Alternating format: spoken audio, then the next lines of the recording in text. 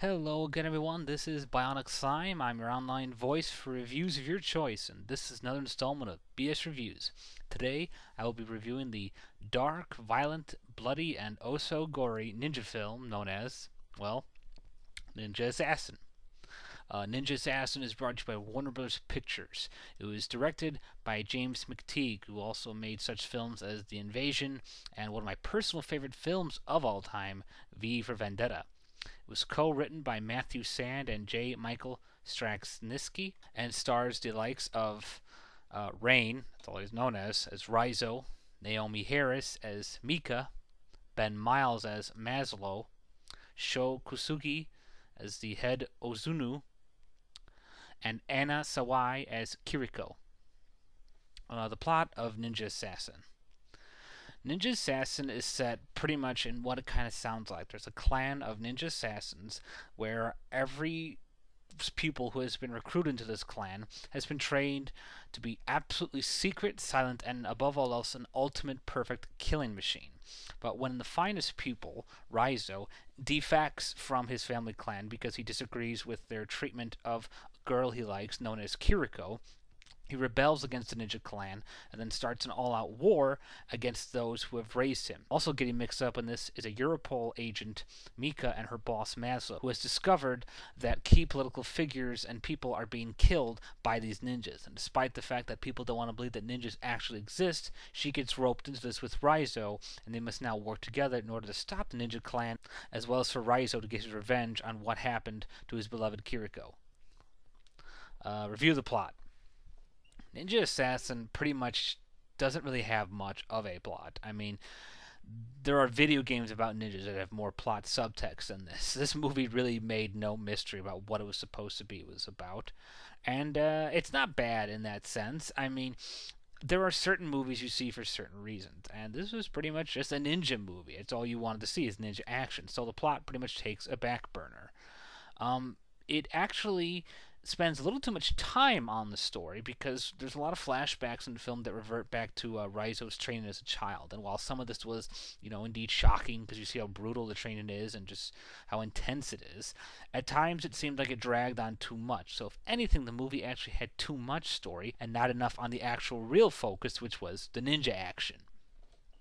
But, I mean, for that regard, the ninja action was by far freaking phenomenal. The whole point of the plot was just basically a ruse to just link these people up so you can see some really cool, badass ninja action. While you will admit that there really is nothing to the plot, it's pretty simple, cliche, and there's not really much to it. But for what it delivers and what it actually promises to deliver, which is the ninja action, it does a pretty damn good job. Review the characters. I don't know much about this guy Rain. I don't know if he's some sort of musical actor from China or Japan. I don't know if he's some sort of celebrity of some sort or if he's just a newbie, but I had to say he was pretty good as Rizzo. He was actually interesting. He was funny too. He had some good lines in there, and I was very impressed with him.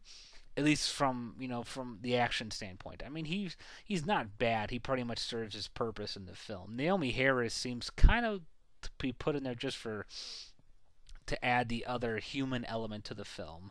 And she kind of reminds me of the lady from the Alien vs. Predator, the original film. I don't know if it's actually her, but she kind of felt like that kind of character here in essence and in personality, which isn't bad, but just not much to say about her. Ben Miles was good as Maslow. He was actually probably the best actor out of this whole film. I liked him. I liked his involvement. He got used much more thoroughly and effectively than I thought he would. And pretty much that pretty much sums up the whole main cast, since most of this cast is pretty much unnamed, at least in terms of character wise, and it's everything happens so fast you really don't have enough time to focus on these characters. All you have to know is that Rizzo and Mika are getting their asses hunted by ninja, and you pretty much got the whole movie. It's not necessarily bad, but just not necessarily great either, so it's kind of a middle thing. Review the cinematography and the music. Music was alright. Nothing really surprising or noteworthy here. It pretty much carries the basic kind of ninja training warrior like themes. I don't really know how to explain what those basic kind of themes are, but it's like once you see it, you kind of know. I mean, there really isn't much to say deep intellectual-wise with this film, with anything, because it pretty much is just here to deliver some crazy-ass gory ninja violence. Having said that, I can definitely praise cinematography because it made good use of the visuals. I mean, the visuals were spectacular here. I mean, some things got a little overboard with the CGI in terms of the blood and guts, but the way it's shot, it just really gives you the sense of the mystery and just how fast and just how crazy quick these ninjas are. I mean, they really live up to the code of not being seen and killing you right before you know it.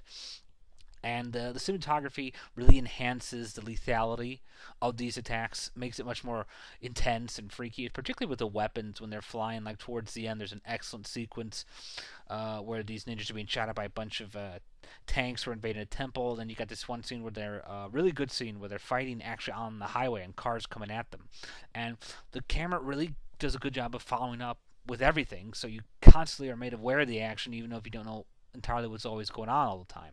So on that key, it definitely worked out pretty well. Flaws about the film. As I said, there's quite a few noticeable flaws.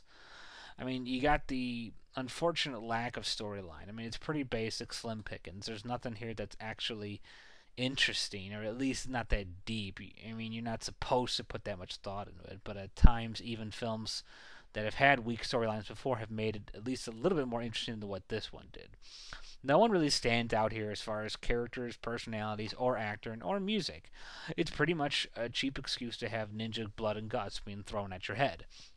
One thing I was particularly disappointed about was that, again, it dragged way too much on the training era of Raizo. You know, I wanted to see more of the ninja action and maybe get a few lights on during the fights, because everything was shot through these dark, shadowy, shady stuff. And I know that's the point of being a ninja, but still, it's just like, come on, brighten it up a little. I think this movie really could have used a lot of fixing in certain areas, and I think they pretty much just gave up on this film and said, we know that it's going to be just for ninja violence, so we should not bother with anything else, which is unfortunate because that would have made more people interested in this movie and made it a much more entertaining watch than just mind-blowing entertainment. But for the guts and gore department, I do have to say they definitely delivered, even though I was also disappointed that some of the guts and gore, most of it actually, was CGI, computer generated. Kill Bill had a lot of it, but at least they were able to do it with more effective realism.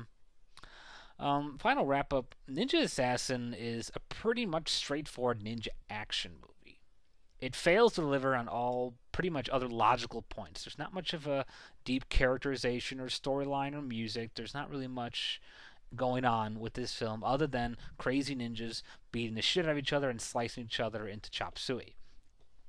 It's pretty much mindless fun, and in that area, it definitely delivered. It's gory, it's crazy, it's intense. There's awesome ninja battles, and the movie doesn't try to make a mystery about what it's all about. So in that regard, it really did pay off. But on the other aspects, I just got to say this movie just really didn't balance out. I mean, it's good for a rent, it's good for at least a watch through, but I wouldn't say it's the must-see movie of the year unless you have a real big heart-on for gore and violence. And in that case, this movie's for you. Which is why, bottom line, Ninja Assassin gets a 2.5 stars out of 5.